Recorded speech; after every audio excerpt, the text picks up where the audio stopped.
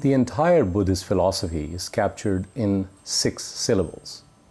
Om Mani Padme Hum. It's a Tibetan mantra which means praise to the jewel in the lotus. 2 things important according to my sensibility in this translation are the words jewel and lotus. Jewel represents what we prize, what's valuable in life, values that we live by. Peace, tranquility, happiness, joy, humility, gratitude, forgiveness. Lotus is the symbol of wisdom in Buddhism. It grows in dirty mud and never gets dirty itself. It's pure, serene, and beautiful all the time. That's essentially the best way to describe Karuna's story. As we all know, generally speaking, finding your life's purpose, the jewel, comes through a lot of dirty mud, comes through a lot of adversity. Karuna is no exception. I was born in India to a very loving family, but my father struggled all his life with finances. And eventually, the depression and the frustration was so incredible that he could not live in this body and he committed suicide. That marked a turning point in my life. I arrived in the US to find a way to not only provide for myself but also help support the family if I could. And as luck would have it, one thing led to another, and here I am with the American dream accomplished. But all through that time, when I got married to this amazing woman, had 2 of the most beautiful, amazing daughters that God blessed me with, there was an emptiness in the heart that needed fulfilling. I always had these existential questions about my purpose in life, why I was here. Was I born to just have a family, do the normal things that everybody does, and then one day take my last breath and leave like my mom did in 2008? That year marked this shift in my life. 2009, I went to Costa Rica to mourn my mother's passing because 2008 was the Great Recession. I was in financial services and never really got a chance to mourn my mom's passing. And while I was sitting by a river on a very rainy day, and this river, which was very big and very noisy and very turbulent and very muddy, appeared to represent my life. Dirty, muddy, non-directional, noisy. And I sat there pondering that similarity when the river started to talk to me. And it's that time when anything is possible. So the river tells me that she's nothing like me. She was born in the bosom of a glacier and made her way through dark jungles, but always knew that it was looking to find its true love, the ocean. And when it would merge with that true love, she would no longer be a river, she would still be water, and all the mud and all the dirt would settle in the tranquil depths of the ocean. And she would be forever at peace because her expanse would be larger than she ever imagined. To me, that was a message about how I had to lead my life.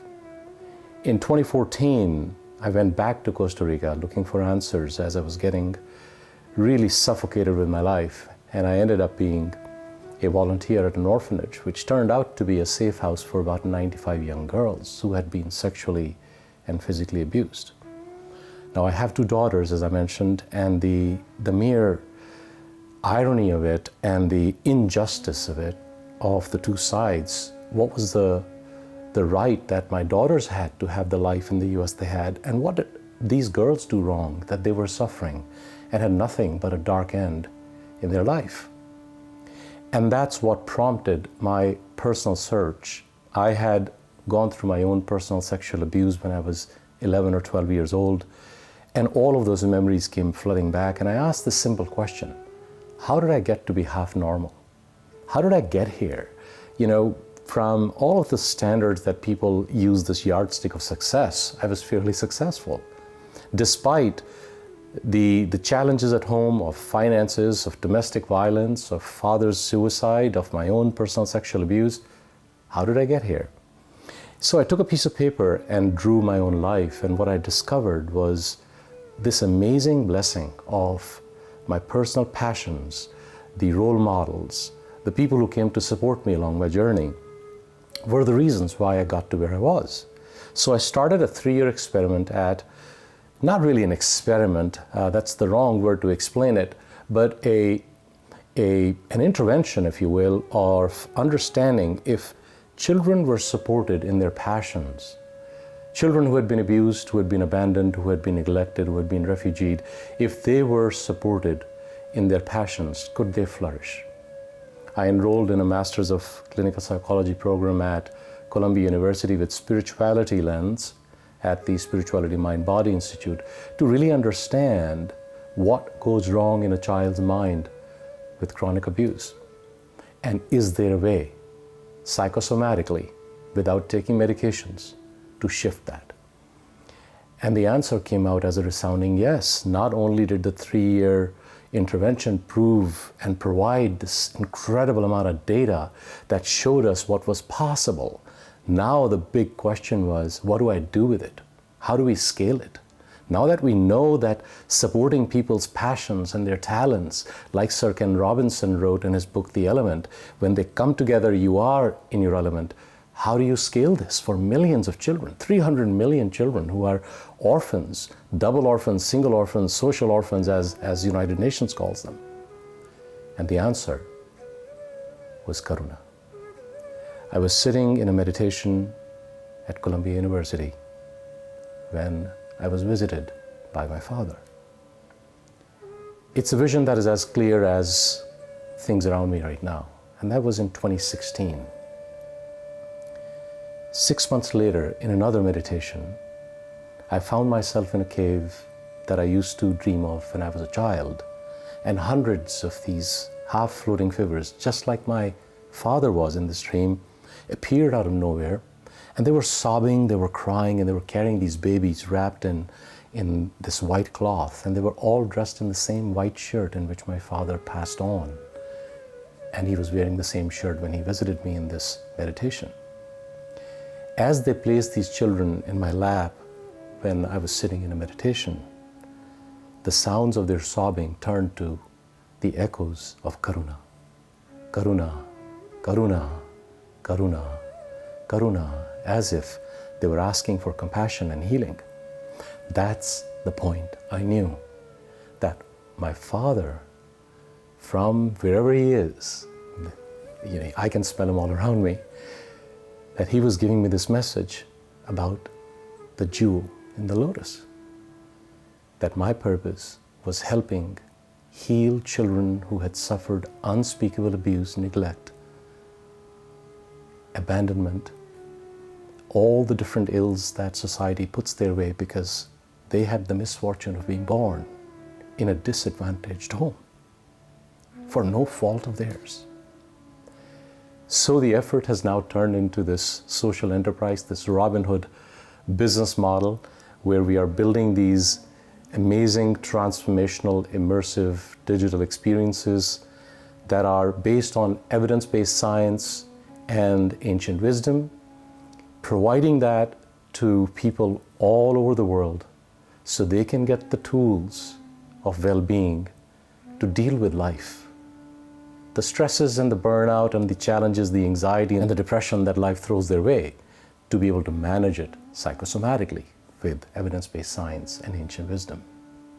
And the money we generate from it, 50% of the profits and 10% of all revenue, will go into the Karuna Happiness Foundation, which will be used to support the organizations that are looking after children who have been abandoned or refugeed or trafficked, that are empowering women who have suffered things that are unspeakable, whether it's trafficking or abuse, emotional, physical, or otherwise.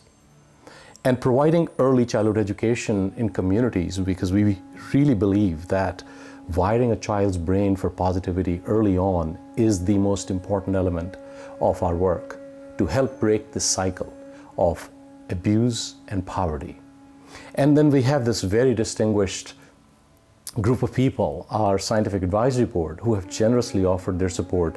And what we want to do is create a fund for them so they don't have to apply for grants and money can become available to them to do research in well-being, especially in these disadvantaged communities, which frankly has never been studied. Our hope is to build this massive wave of compassion throughout the world. Karuna means the compassionate, selfless desire to remove suffering. That is the wave of compassion we want to build and change the way this world functions and processes life so it can be just a little bit more happy. COVID-19 has displayed the challenges, and prior to COVID-19, there were other challenges.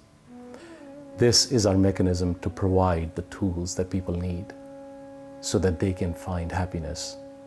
And with the blessings they will give us, we will use those funds to provide sustainability and a path towards happiness and well-being for those living in disadvantaged communities. So join us on this journey, be part of it. There are several ways you can be part of it.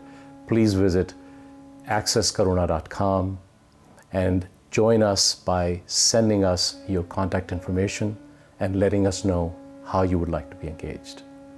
Thank you for your support, for your commitment in helping us build this wave of compassion we call Karuna.